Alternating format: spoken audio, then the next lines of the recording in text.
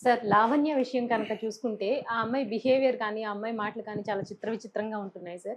First ఏమో మస్తాన్ సాయి ఇష్యూగా వచ్చింది. ఏంటంటే డ్రగ్స్ అలవాటు చేశాడు అతను అని అలా అలా చెప్పుకొచ్చింది. తర్వాత ఎస్ఐతో కూడా మాట్లాడడం కొంచెం కవ్వింపుగా రాంగ్ యాహ్! బిహేవియర్ చేస్తున్న మాటలన్నీ వినిపిస్తూ ఉంది. ఇప్పుడేమో నిన్న రీసెంట్‌గా మళ్ళా వచ్చి రాజ్ తరుణ్ కాళ్ళు పట్టుకుంటాను, నన్ను క్షమించు అని చెప్పి మళ్ళా ఇలా స్టార్ట్ చేసింది. ఫస్ట్ అసలు ఆ అమ్మాయే రాజ్ తరుణ్ గురించి బయట పెట్టింది కదా సార్. మళ్ళా ఇప్పుడు రివర్స్ సైకాలజీ ప్రయోగిస్తుందని చెప్పొచ్చు. అసలు ఎందుకని సార్? ఈ మధ్య కాలంలో చూస్తుంటే అమ్మాయిలు ఎందుకని ఇలా మల్టిపుల్ రిలేషన్స్ పెట్టుకోవడం, లేకపోతే డ్రగ్స్‌కి అలవాటు పడిపోవడం, ఎందుకని వాళ్ళు అలా తయారవుతున్నారు అంటే అసలు ఏం చెప్తారు? అంటే అమ్మాయిలనే కాదు, మామూలుగా ఎప్పటినుంచో తరతరాలుగా అబ్బాయిలు మల్టిపుల్ రిలేషన్స్ ఉన్నాయి హ్మ్. అబ్బాయిలకి. ఎందుకంటే దానికి ఆబ్వియస్ కారణాలు, అబ్బాయిలకు ఉండే ఫ్రీడమ్ అమ్మాయిలకి లేదు అప్పట్లో. అందువల్ల అంటే మేము ఇంటర్మీడియేట్ అప్పుడు నేను పర్సనల్‌గా ఆ ఫేజ్ అంతా కూడా చూసొచ్చాను హ్మ్. కాబట్టి నాకు హ్మ్. పర్సనల్‌గా తెలుసు. సో, అప్పట్లో ఏందంటే అబ్బాయిలకి ఆ ఫ్రీడమ్ ఉండేది. మల్టిపుల్ అఫైర్స్ పెట్టుకునేవాళ్ళు అబ్బాయిలు. అయితే అమ్మాయిలకి అంత ఫ్రీడమ్ ఉండేది అవును గాదు. సార్. అంత సోషల్ సర్కిల్ గూడా ఉండేది గాదు. హ్మ్. ఎక్కువగా కో ఎడ్యుకేషన్ కాలేజెస్ కూడా అప్పుడు తక్కువుండేవి. తక్కువుండేవి సార్. అందువల్ల అమ్మాయిలకి అసలు అబ్బాయిలతో పరిచయాలు హ్మ్. ఏర్పడడమే వెరీ డిఫికల్ట్. మా మేము ఇంటర్మీడియేట్‌లో ఉన్నప్పుడు చూసేవాళ్ళం. ఒక అమ్మాయి దొరికితే ఆ అమ్మాయితో బాడీగార్డ్ లాగా సినిమాలు గూడా ఆ టైంలో ఉంటాయి. బాడీగార్డ్ లాగా వెళ్లి రావడం తప్ప వీడు అసలు ఎప్పుడూ ఆ అమ్మాయితో పోయి అవును సార్. మాట్లాడేది లేదు. ఏమీ లేదు. ఇలా ఉండేవి వ్యవహారాలంతా. ఇప్పుడేమైందంటే ఇప్పుడు మీడియా వచ్చేసింది ఒకటి. రెండోది అమ్మాయిలకి పబ్లిక్ లైఫ్‌లో స్పేస్ పెరిగింది. చదివించడం పేరెంట్స్‌లో మార్పొచ్చింది. అమ్మాయిలని, అబ్బాయిలని తేడా చూడట్లేదు. ఇంతకుముందు అబ్బాయిల్ని ప్రొఫెషనల్ కాలేజీలో చేర్పించి, అమ్మాయిల్ని మామూలు హ్మ్. కాలేజీలో చేర్పించేవాళ్ళు. ఇప్పుడు అలా గాదు. ఇప్పుడు ఈక్వల్‌గా ట్రీట్ అవును సార్. చేస్తున్నారు. అట్లాగే అమ్మాయిలకి ఫైనాన్షియల్ ఇండిపెండెన్స్ అనేది బ్రహ్మాండంగా వచ్చింది. నిజానికి అబ్బాయిల కంటే కూడా నేను మొన్న కూడా ఒక వీడియోలో చెప్పాను. దాదాపు ఆహ్, 1,50,00,000 మంది ఇప్పటికీ ఆహ్, అమ్మాయిలు బిజినెస్‌ల్లో ఉన్నారు. సొంత హ్మ్. వ్యాపారాలు చేస్తూ. అది 2030కి 3,00,00,000కి చేరుతుంది. అంటే టోటల్ బిజినెస్‌ల్లో 22% అమ్మాయిల హ్మ్. వాటా ఉంది. ఇది మెల్లమెల్లగా పెరిగే అవకాశం ఉంది. అంటే మన దేశంలో అమ్మాయిలు వ్యాపారాల్లోకి, ఎంప్లాయ్‌మెంట్‌లోకి వస్తున్నారు. ఎందుకంటే సర్వీస్ ఓరియెంటెడ్ సెక్టర్ ఎక్కువ కాబట్టి ఇండియాలో రెవెన్యూలో. అవును సార్. బ్రెయిన్‌తో పనిచేసేవి ఎక్కువ కాబట్టి అమ్మాయిలకి సహజంగానే అబ్బాయిలతో పోలిస్తే బ్రెయిన్ పవర్ కూడా ఎక్కువుంటది. సో, అది ఒక ఎగ్జాంపుల్ ఏందంటే మనకి ఎగ్జామ్స్ చూస్తే తెలుస్తుంది. ఇంటర్మీడియేట్, అవును 10థ్‌లో సార్. రిజల్ట్స్ చూడండి. హ్మ్. అమ్మాయిలు ఎక్కువ అమ్మాయిల శాతం ఎక్కువుంటుంది ర్యాంక్స్ సార్. గాని, అవును. పాస్ అయ్యేది గాని, అట్లాగే సివిల్ సర్వీస్ వీటిలో కూడా చూడండి. హ్మ్. అందువల్ల ఫిజికల్‌గా అబ్బాయిల్ని అమ్మాయిలు బీట్ చేయలేకపోవచ్చు కానీ, మెంటల్‌గా వచ్చేసరికి అమ్మాయిలు బీట్ చేయడం అనేది పెరుగుతుంది ఓవరాల్‌గా. సో, దీని పర్యవసానమే అమ్మాయిలకేందంటే మల్టిపుల్ అఫైర్స్ పెట్టుకునే ఇది కూడా పెరుగుతుంది. దానికి కారణాలు నేను తర్వాత చెప్తా. ఓకే. ముందుగా అసలు లావణ్య కేసు హ్మ్. సింపుల్‌గా చెప్పుకోవాలంటే, లావణ్య అనే అమ్మాయి ఫస్టు రాజ్ తరుణ్ నాతో 7 ఏళ్ళో, 10 ఏళ్ళో ఎంతో హ్మ్. ఒక పీరియడ్ కాపురం చేశాడు. తర్వాత నన్ను వదిలేసాడు అనేది ఆమె ఫస్ట్ ఆరోపణ. నాకు నా రాజు కావాలి, నా రాజు కావాలి హ్మ్. అనేది ఆమె డిమాండ్. హ్మ్. ఈ ఈ ఈ పిక్చర్‌ని జనాలకిచ్చింది. అవును అంటే సార్. రాజ్ తరుణ్ పెర్పెట్రేటర్, తాను విక్టిమ్. హ్మ్. అతను విలను, నేను విక్టిమ్ అవును సార్. అనే పిక్చర్ ఇచ్చింది. చాలామంది నమ్మారు. హ్మ్. ఆమె వైపు కూడా అవును. మాట్లాడారు. మెల్లగా రాజ్ తరుణ్ వెనకే ఉండి కొంతమందిని రంగంలో దింపాడు. అందులో ఫస్టు అతని పేరేమి శేఖర్ భాష. హ్మ్. శేఖర్ భాష వచ్చి అసలు ఈ అమ్మాయికే మల్టిపుల్ అఫైర్. ఈ అమ్మాయి చెప్పిందేంది, రాజ్ తరుణ్‌కి మాల్వి మల్హోత్రాతో అఫైర్ ఉంది. అందుకే నన్ను వదిలేసాడు అనేది ఈ అమ్మాయి ఆరోపణ. హ్మ్. దాని తర్వాత శేఖర్ భాష వచ్చి అసలు ఈ అమ్మాయికే హ్మ్. వేరే అఫైర్‌లు ఉన్నాయి. ఈ అమ్మాయి డ్రగ్ అడిక్టు అని నిరూపించడానికి కొన్ని వీడియోలు ప్రవేశపెట్టాడు. ఆ క్రమంలో ఆహ్, ఆమె కరాటే ఆమె పేరేదో కళ్యాణి కళ్యాణి. వాళ్ళు అవును. హ్మ్. మస్తాన్ సాయితో ఒక ఆడియో మస్తాన్ సాయికి తెలీదు ఇది లైవ్ అని. హ్మ్. హ్మ్. వీళ్ళు అతన్ని ఏమార్చి లైవ్‌లో చేసేసారు. దాంతో మస్తాన్ సాయి మాట్లాడేశాడు. ఇంకా అక్కడి నుంచి మస్తాన్ సాయి ఇన్వాల్వ్ అయిపోయాడు.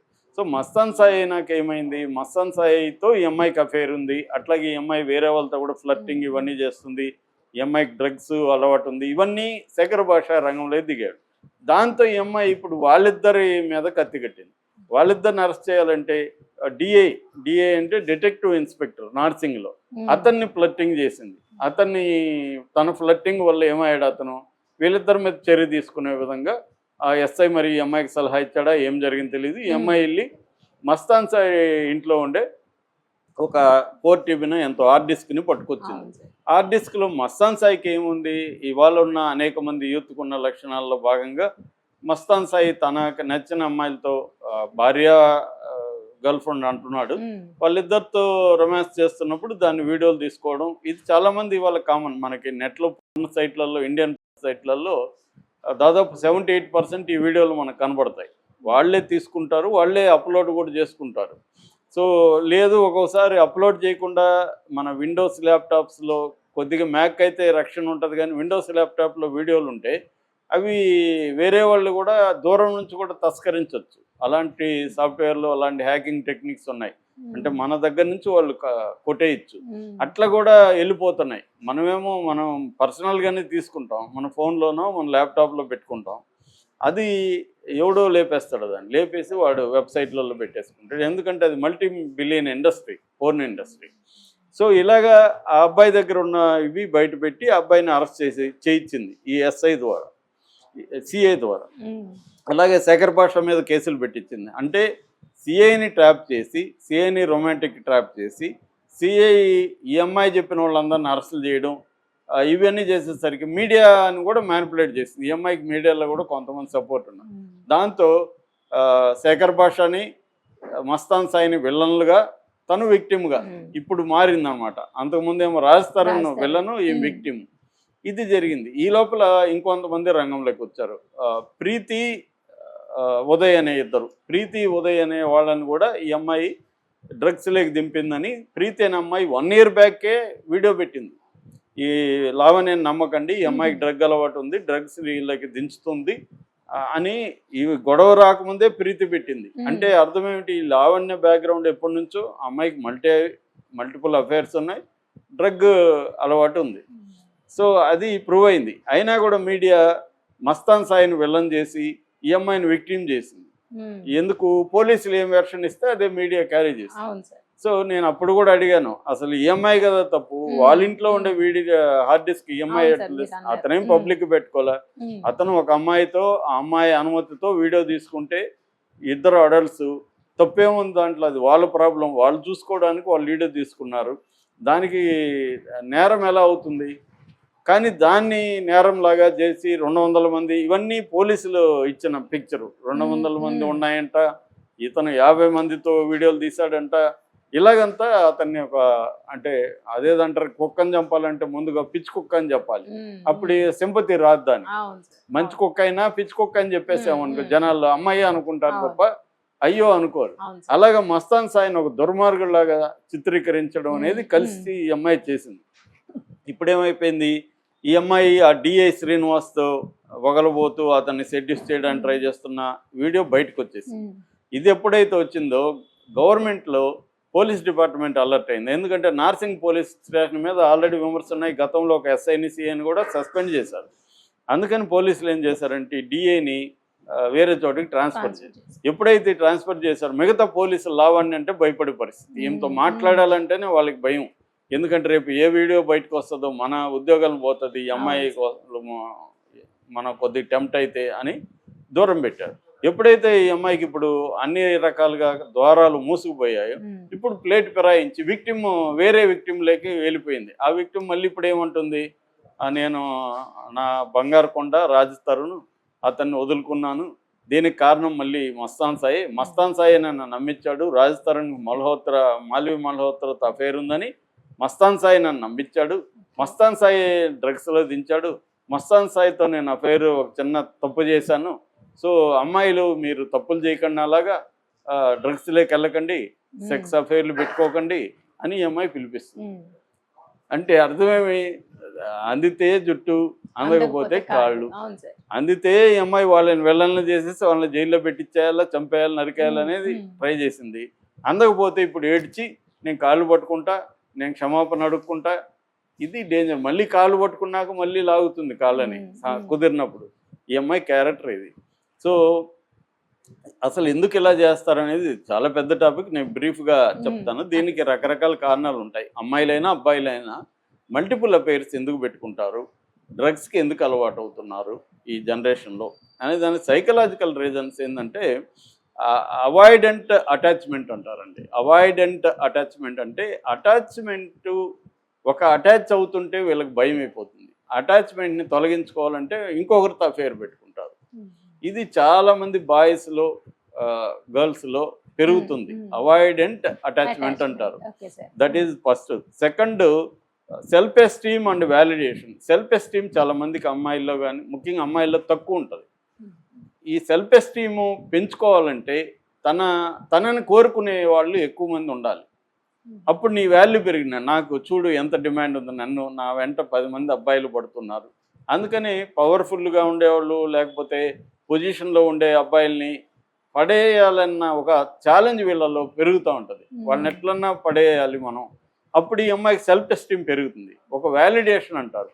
అంటే తను గ్రేటు, తను అమ్మాయి చాలా అమ్మాయి నాకు 10 మంది పడుతున్నారు. ఈ సెల్ఫ్ ఎస్టీమ్ లోగా ఉండేవాళ్ళు ఎక్కువ అఫైర్లు పెట్టుకుంటుంటారు. ఎందుకంటే they need external validation for their self esteem boost up అనమాట. మూడవది, థ్రిల్ సీకింగ్ పర్సనాలిటీ ఉంటుంది చాలామందికి. They need thrills.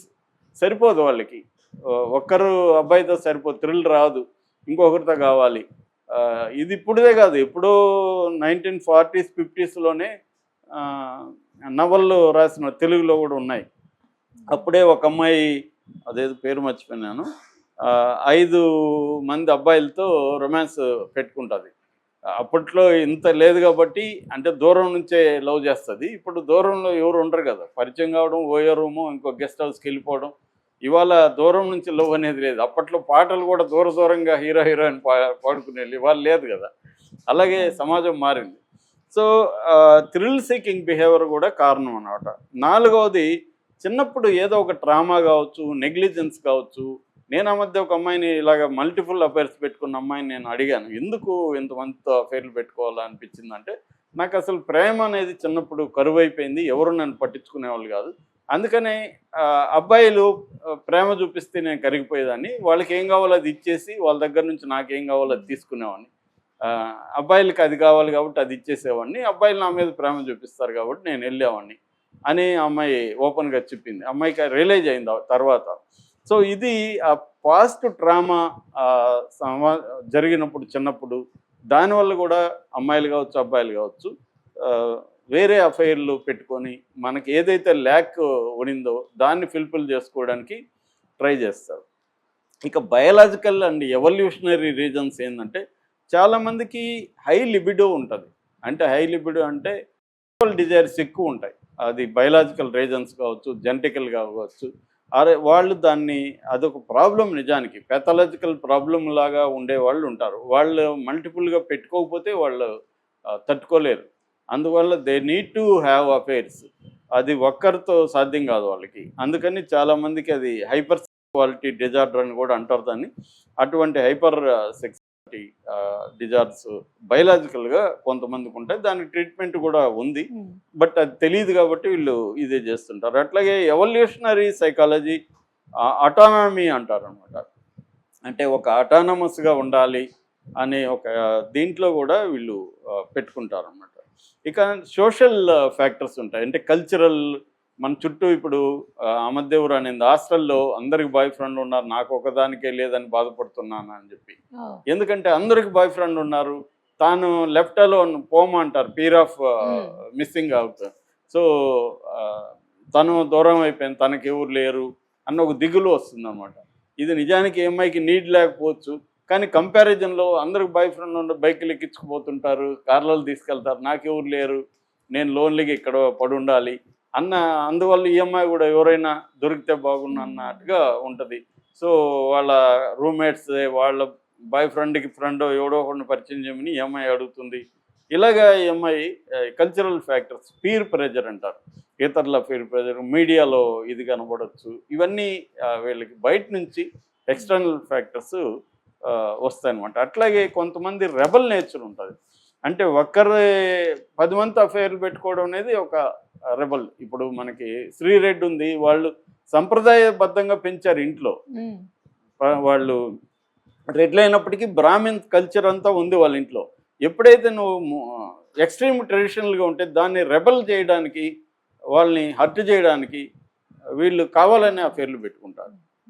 సో ఇది ఒక రెబల్ నేచర్ అనమాట. ఇది ఒక మనకి ఎమోషనల్గా వాళ్ళు రెబల్ అవ్వడానికి కోసం కూడా అఫైర్లు పెట్టుకోవడం కనిపిస్తుంది. అట్లాగే చాలామందికి ఎక్స్ప్లోరేషన్ కావాలి, అంటే తనకి సెల్ఫ్ డిస్కవరీ కావాలి. సెల్ఫ్ డిస్కవర్ అనేది ఏంటంటే ఒకరితో ఒక యాంగిల్ మాత్రం ఉంటుంది, దాన్ని క్యారెక్టర్ ఆర్బిట్ అంటారు. అంటే మన ఫ్రెండ్ని బట్టి మన కొన్ని లక్షణాలు ఆ ఫ్రెండ్ దగ్గర బయటకు వస్తాయి, ఇంకొన్ని లక్షణాలు ఇంకొక ఫ్రెండ్ దగ్గర బయటకు వస్తాయి. ఆ ఫ్రెండ్ ఇంటరాక్షన్లో మనకు కొన్ని లక్షణాలు బయటకు వస్తాయి. అందువల్ల వీళ్ళకి మల్టిపుల్ అఫైర్స్ ఉంటే మల్టిపుల్ వీళ్ళ సెల్ఫ్ బయటకు వస్తుంది. ఈ మల్టిపుల్ సెల్ఫ్ బయటికి రావడం అనేది వీళ్ళకి మంచి కిక్ ఇస్తుంది అనమాట. దీన్ని క్యారెక్టర్ ఆర్బిట్ అని స్క్రీన్ ప్లే రైటింగ్లో అంటారు. అంటే ఇప్పుడు తండ్రి క్యారెక్టర్ అనేది బిడ్డ లేకపోతే తండ్రి క్యారెక్టర్ తల్లి క్యారెక్టర్ ఎప్పటికి బయటికి రాదు. బిడ్డ పుట్టినాకే ఆ తల్లి క్యారెక్టర్ కానీ తండ్రి క్యారెక్టర్ కానీ బయటకు వస్తుంది. అట్లాగే పెళ్లి కాకపోతే భార్య క్యారెక్టర్ కానీ భర్త క్యారెక్టర్ కానీ బయటికి రాదు. ఇలాగా వేరే దీన్ని మిర్రర్ క్యారెక్టర్స్ అంటారు. అంటే ఒక మిర్రర్ లాగా భర్త ఒక మిర్రర్ లాగా భార్య మిర్రర్లో రిఫ్లెక్ట్ అవుతుంది. అందుకనే సినిమాలో మిర్రర్ క్యారెక్టర్ని ఎలా క్రియేట్ చేయాలనేది కూడా ఒక క్రాఫ్ట్ అనమాట. అలాగా వీళ్ళకి కూడా ఏంటంటే తన మల్టిపుల్ సెల్ఫ్స్ రిఫ్లెక్ట్ అవ్వడానికి మల్టిపుల్ అఫైర్స్ కావాలి. ఒక్కరితో ఉంటే బోరింగ్గా ఉంటుంది, ఒకే సెల్ఫే రిఫ్లెక్ట్ అవుతుంది. వేరే వాళ్ళు వచ్చినప్పుడు వీళ్ళల్లో ప్లేఫుల్నెస్ నేను చాలామందిని గమనించాను. ఇప్పుడు భర్త సీరియస్గా ఉంటాడు, వీళ్ళతో మంచిగా ఉండొచ్చు కానీ ఫన్నీగా ఉండడు, ప్లేఫుల్గా ఉండడు. ఇంకొకటి వచ్చి ప్లేఫుల్గా ఉంటాడు. సో వాడితో ఈమె ప్లేఫుల్ క్యారెక్టర్ వాడి దగ్గర రివీల్ అవుతుంది, భర్త దగ్గర అది రాదు. ఎందుకంటే అతను అట్మాస్ఫియర్ క్రియేట్ చేయడు కదా. సో అందుకని ఈమెకి ప్లేఫుల్గా ఉండాలని ఉంది, కానీ భర్త దగ్గర సాధ్యం కాదు. ఇంకొక అబ్బాయి దగ్గర ప్లేఫుల్గా ఉంటుంది.